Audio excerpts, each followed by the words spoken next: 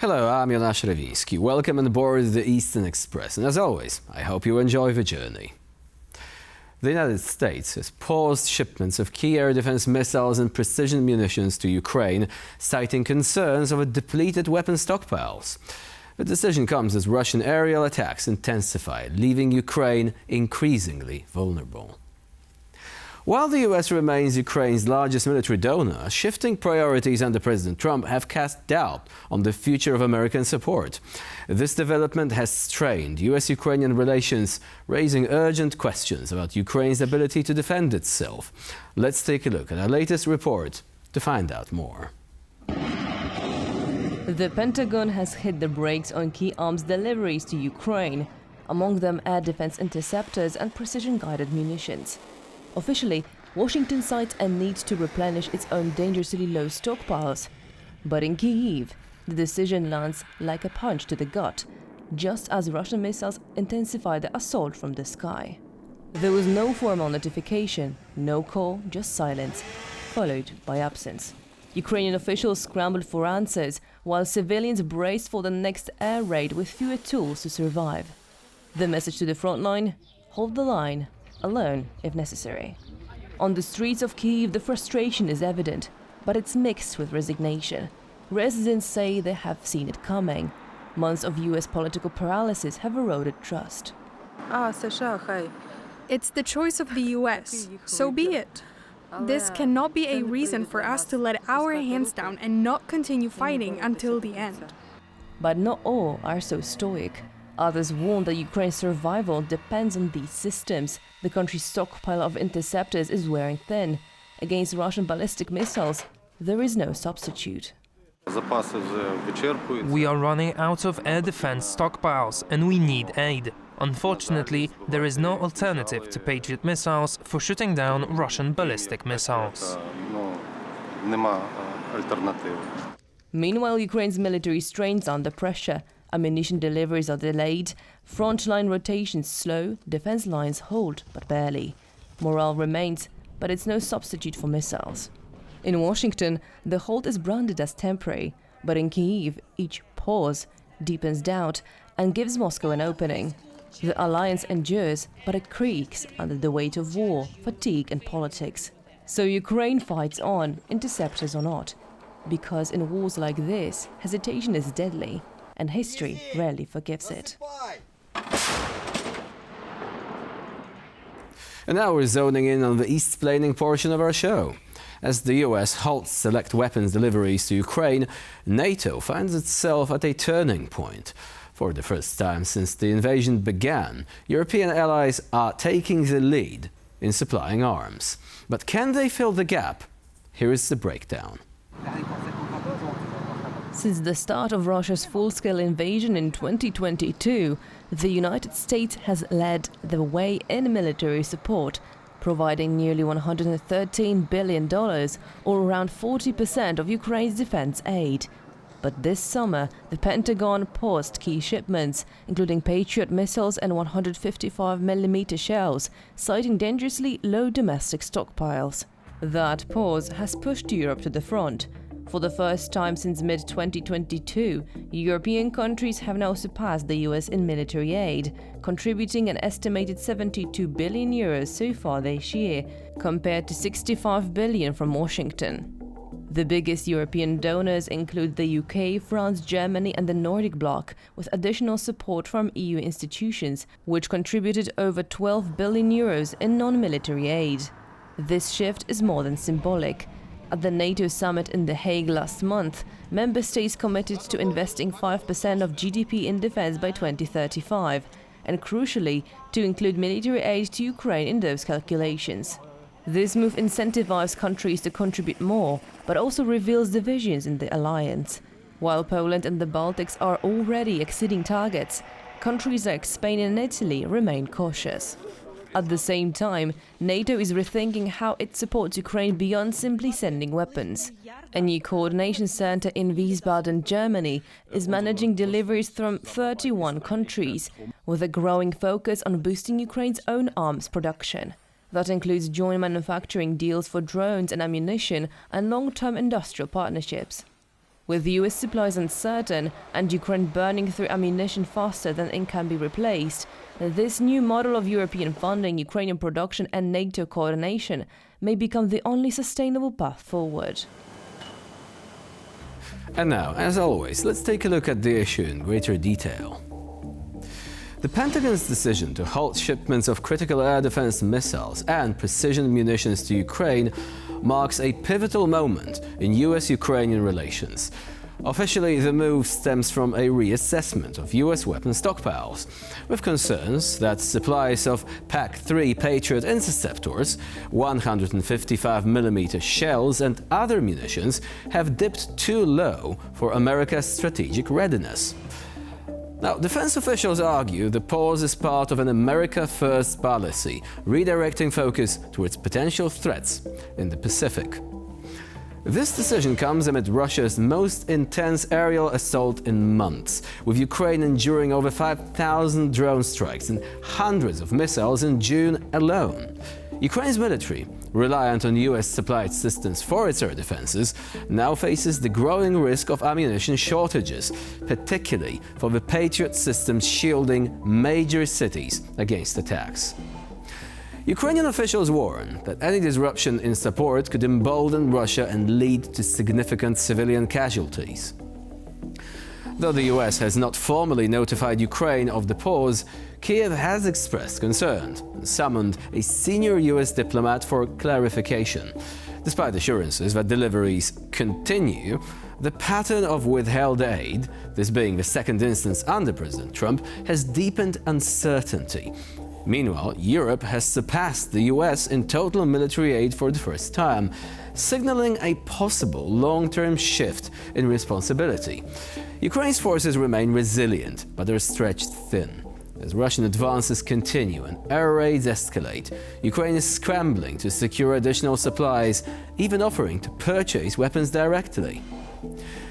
The immediate future of US military assistance appears tied to internal US politics and shifting defense priorities, placing Kiev in a precarious position as it fights for survival amid growing strategic ambiguity from its most powerful ally.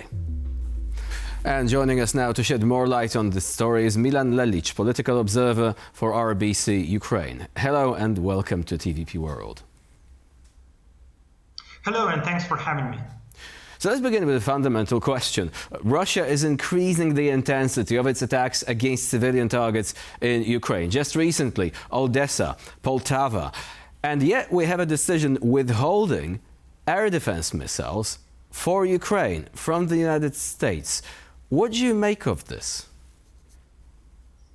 Well, it was really a very surprising decision, as there were no hints that U.S. administration or Pentagon on its own will do something like this, because last week we had really quite positive events. The NATO summit in The Hague went quite well. There was a bilateral meeting between Presidents Trump and Zelensky, and everything went quite well and seemed quite well for us. And all of a sudden, we have such a decision that was really surprising, as far as I understand, not only for the Europeans, not only for Ukrainians, but also for the part of Trump's administration as well.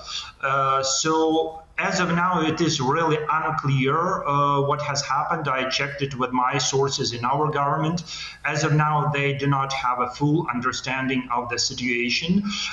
So there are like multiple theories. What can be behind this? I don't know, starting from some internal games inside the Trump administration, inside Pentagon, or between Pentagon and the State Department. So different centers or circles of power around Trump are fighting with each other, or could it be like a more strategic decision by the President Trump? So he understood that if it goes as it goes, our war will last indefinitely for years to come, and this is maybe not something he would like to see. So maybe he thought that the easiest way to end up this war and to get the peace deal is to stop the aid to Ukraine, so that Ukraine will have to give up and to agree to all the Russian demands or something like that. This is just pure theories, pure conspiracy. As of now, now, no real information. What we know is that the phone call between Presidents Trump and Zelensky is in the process, as my sources claim, that the preparations for this phone call started even before this information about the freezing of the aid went public.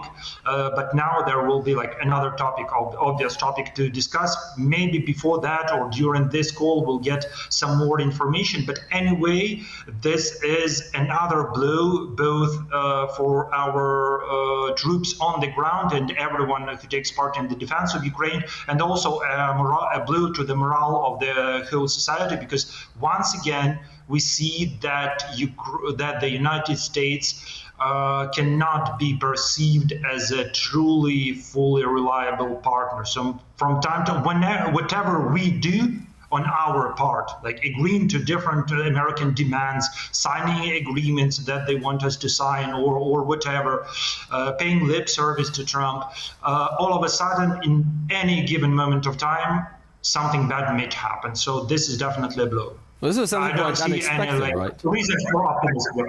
It was unexpected because just a few days before that, Donald Trump actually had this brief exchange with a Ukrainian reporter during a press conference.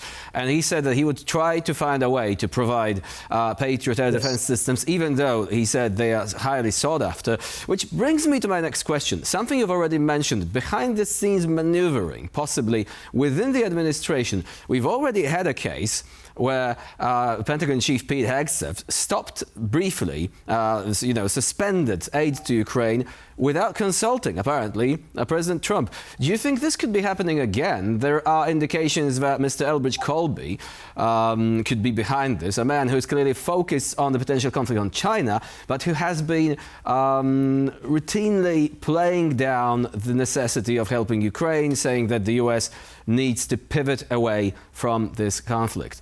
Could this actually, according to your sources, be what we're looking at here? Well, I can continue your thoughts, your conclusions. We also shouldn't forget that Mr. Colby, who is perhaps the one in charge of making this decision, he was very strongly supported by the U.S. Vice President J.D. Vance when he was appointed to the position he currently holds. And J.D. Vance is well-known opponent of helping Ukraine or sending Ukraine a lot of different stuff. We need to defend ourselves. So here we can make sort of a puzzle, really. And also we shouldn't forget that Donald Trump and his manner of doing things is that he very occasionally he dives deep into the details of certain processes, especially he hates paperwork. This is very widely well known.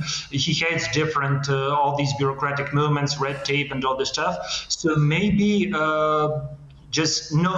having good knowledge of their boss's way of doing things, maybe someone behind his back tried to push their own policies. This could be J.D. Vance via this Mr. Colby or Pete Hegseth, who also cannot be called a very staunch supporter of Ukraine, obviously. So these all may be games. So I'm not really 100% sure that this is President Donald Trump who really authorized this decision. No, this could happen at some like middle level or upper middle level of Pentagon bureaucracy. But of course, after the permission from some senior figures. Could this be Pete Hegseth? Could this be J.D. Vance? Who knows? Who knows? I hope that different American media who have really good insights of what is going on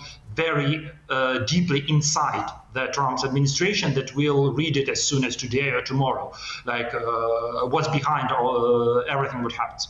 There has already been plenty of signals from pro-Ukraine Republicans that they want aid to continue. Some criticism at the New York Post, for example. They published an editorial saying that this would be a massive blunder and that Trump should reverse this decision, however it was taken. Now, speaking of which, do you believe that in the worst-case scenario, if there are no air defense systems provided by the US anymore, can Europe step up its efforts to help Ukraine, essentially in what is a battle for survival. We have hundreds of Shahed drones being sent by Russia against peaceful residents of Ukraine. Cities like Kiev, like Odessa, being bombed on a daily basis. Can Europe actually intervene to stop that? Let's begin with, obviously, ramping up the support of equipment. Can this be done, do you think?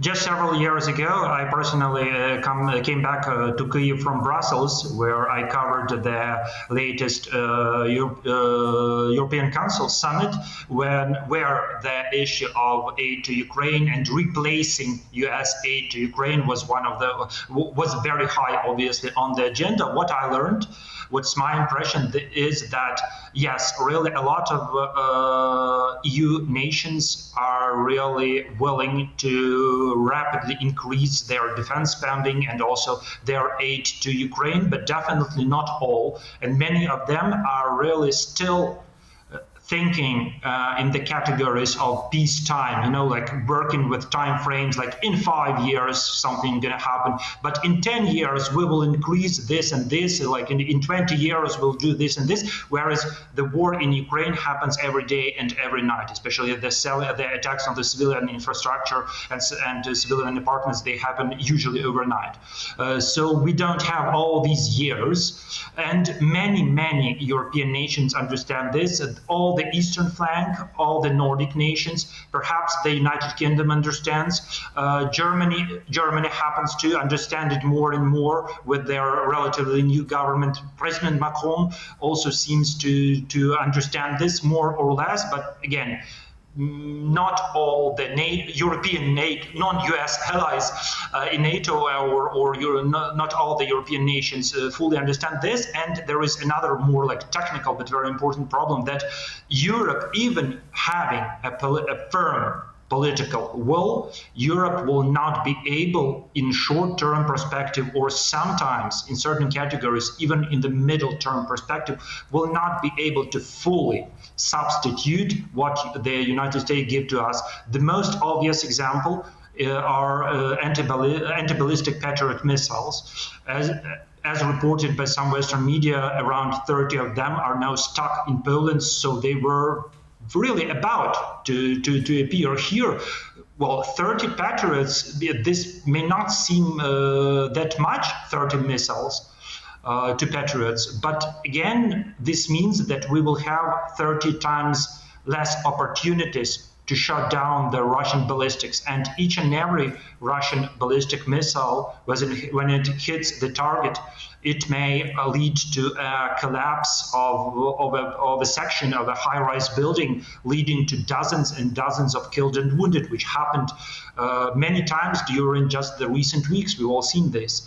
One quick question towards the end. What about closing the skies? Many have said that, no, this is escalation, but what if a NATO country decided that, okay, these Russian drones are flying too close to our airspace, we're going to shoot them down. They are unmanned, nobody gets killed. Technically, do you think that that would actually prompt like World War III or something like that? Or are some political leaders simply being too cautious? I think that this decision obviously should have been taken very long ago, but as of now, as far as I understand the atmosphere, there will be definitely no NATO decision to be involved in such a way, because it needs unanimity. No European Union decision for the very same reason. May some countries do this? Frankly, I doubt that they will, because even the countries who are under most immediate threat, the NATO countries under most immediate threat, like Poland, for example, their authorities have said multiple times that they need all their military capacities for their own defense, because they really consider that Russia in very foreseeable future may also invade their nations. So I don't think that closing the skies, unfortunately, I hate to say this, but unfortunately, I don't think that this may be an option What we are seeing now is exactly the contrary. It's like declosing or opening the sky, because less Patriot missiles, all the Russian stuff in our air will have more chances to hit their respective targets. So as of now, the perspectives seem quite grim. Milan Lich was our guest today here on TVP World. Thank you very much for joining us and for sharing your insight. Thank you. And now we're moving on to Eastern News Flash, a curated selection of all the other stories from the East that you really don't want to miss. North Korea may be ramping up its military support for Russia once again. U.S. officials warn that up to 30,000 North Korean soldiers could be heading to the battlefield in Ukraine. North Korea is reportedly preparing to deploy tens of thousands of troops to support Russia's war in Ukraine. According to American media, U.S. intelligence suggests up to 30,000 personnel could be sent for rear-line duties like construction and logistics, freeing up Russian troops for frontline combat. The report follows Vladimir Putin's recent state visit to Pyongyang, when he and the North Korean leader pledged a strategic partnership. If confirmed, it would mark the largest foreign military deployment by North Korea in decades and a major escalation in Russia's use of external manpower. Ukraine's foreign ministry called the reports alarming and urged the international community to act. Russia's state nuclear giant is looking to offload parts of its largest foreign energy project. Rosatom is reportedly seeking investors for Turkey's first nuclear power plant.